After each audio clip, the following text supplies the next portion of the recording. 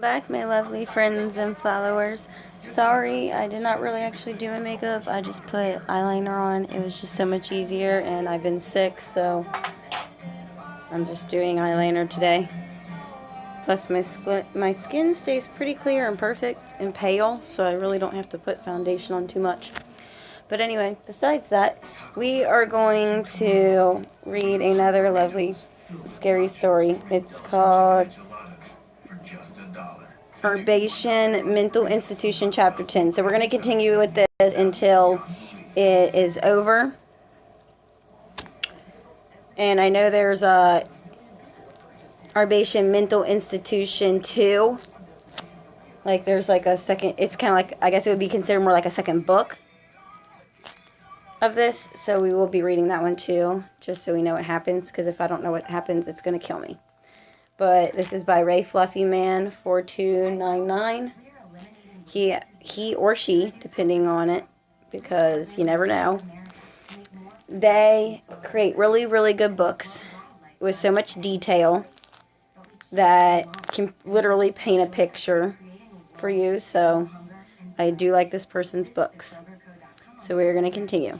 4 months ago. Hold up, you're going too fast. This is really cramped in here, Gil says while trying to push his body through the narrow hole. He follows the bearded figure as he pays Gil no mind, scurrying through quickly.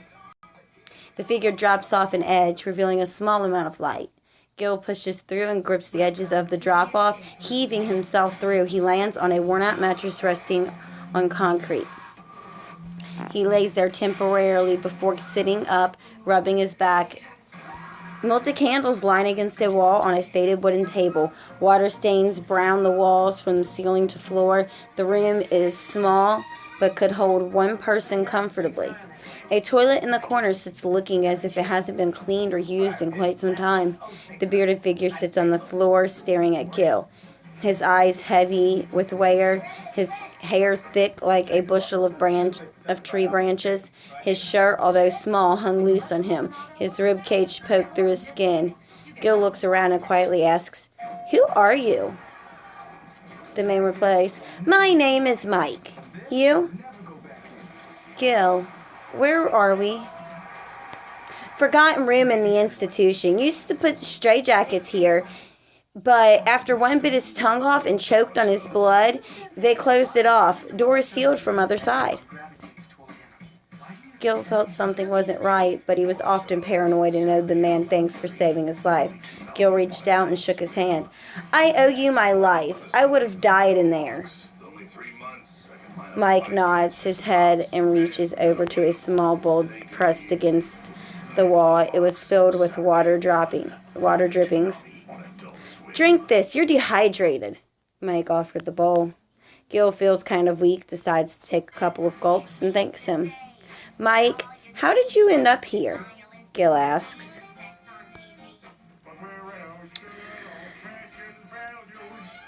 "Escaped one day during a winter storm. Well, tried at least. Bronze guards on the doors found me. There is no escaping this place. I was able to outrun them for a little while, but eventually found a crack in the wall by Wing E. I squeezed in and they stopped chasing me, managed to find this place and made myself at home. No one goes into Wing E, well, that often."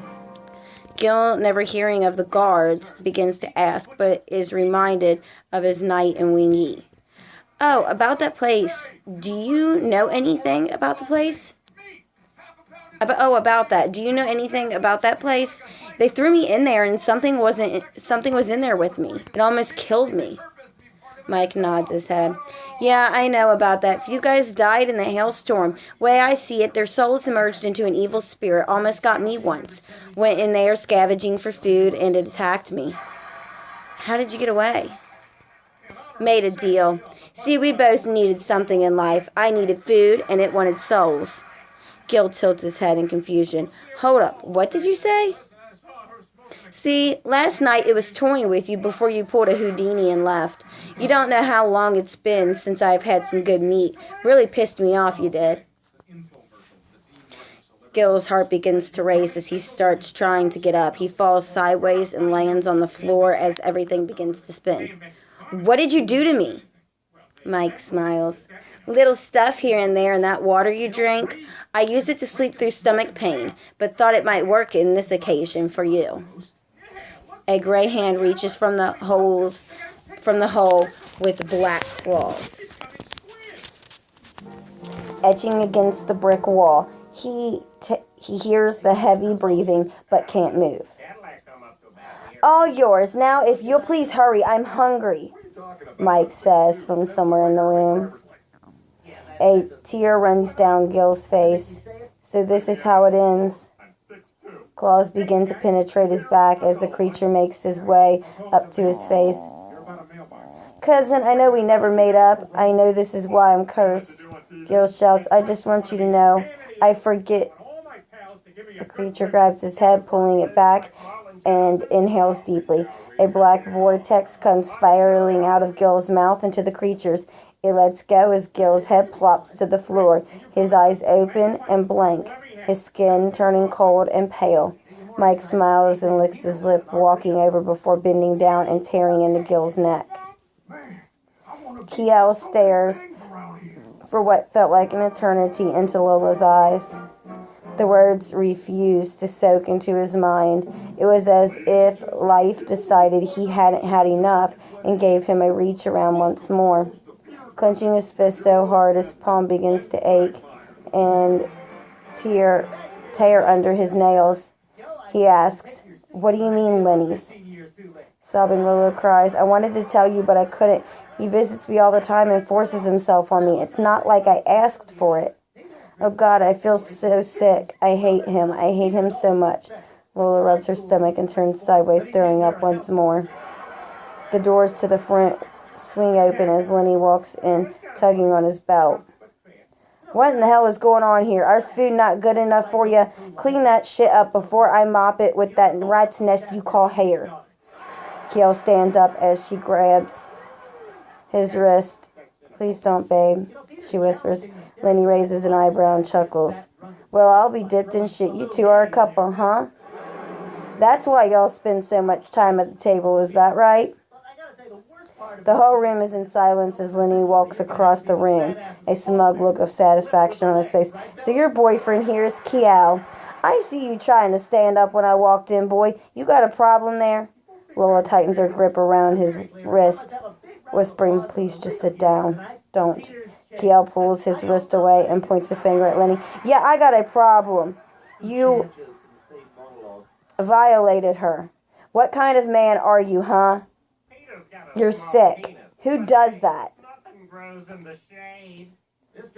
Lenny chuckles. Oh, is that what's steaming your brain? Is that all? Hell, boy, I tell you what. She damn near begged me for it. I just got her warmed up for you. She loves her son Lenny and don't let her fool you. I want to kind of choke Lenny. I want to choke him. And no, I don't find that me being mean. I really kind of just want to choke him. Actually, it ain't even a kind of. It's 100% positive I want to choke him. Kiel jumps the table and dives, hitting Lenny in his ribs with his head. They fall backwards as Lenny begins to punch Kiel on his back with his right fist, his left hand wrapped around Kiel's neck. Stop it, Lenny, let him go, please. Lola cries. The individuals begin to scream and act out. One begins to pound on the kitchen door as others begin to yell at each other, covering their ears or eyes. Kiel pulls back, getting loose, and reaches up, swinging left and right, all his anger being released, punch by punch. Lenny's face begins to swell and grow wet with blood. Lenny crosses his arms, shields his face, and kicks Kiel's left foot out from underneath him. Kiel hits the floor as Lenny takes advantage and rolls on top of him, wrapping his arms around his throat. Kiel claws at his arm, but Lenny arches back, applying more pressure. Lenny, stop this now, Lola screams. She runs over and kicks Lenny in the side of the head, knocking him loose.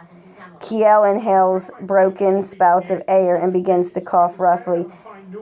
She drops down, grabbing him. Lenny rubs his head and looks over at Lola with fire in his eyes, and all of a sudden the door to the lobby opens. An older man slowly walks in, well dressed with brown slacks and a checker vest over a white button-up shirt. He takes his glasses off, rubbing them with a small piece of cloth. The room was so silent you could hear a mouse peeing on a ball of cotton. The only sound Lola could hear was her heartbeat getting louder, pounding her eardrums. She had never seen this man before, which meant only one thing. "Son, what the hell is going on here?" the man asks. Lenny picks himself up and says, "Hey, Dad, these two shitheads here think they run this place is what's wrong." "Dad?" Kia asks without asking. The older man focuses on Kia and responds, "Dr. Arbatian, to you, boy." Okay, so now they finally brought the owner of the hospital in, and I'm hoping that maybe the owner just doesn't know that all this stuff is going on, and that his son is a creepy pedophile and a rapist in a way.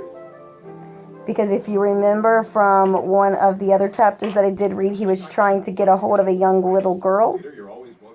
And from the description, I would place she's probably around maybe 16-ish. So he's a perverted creep.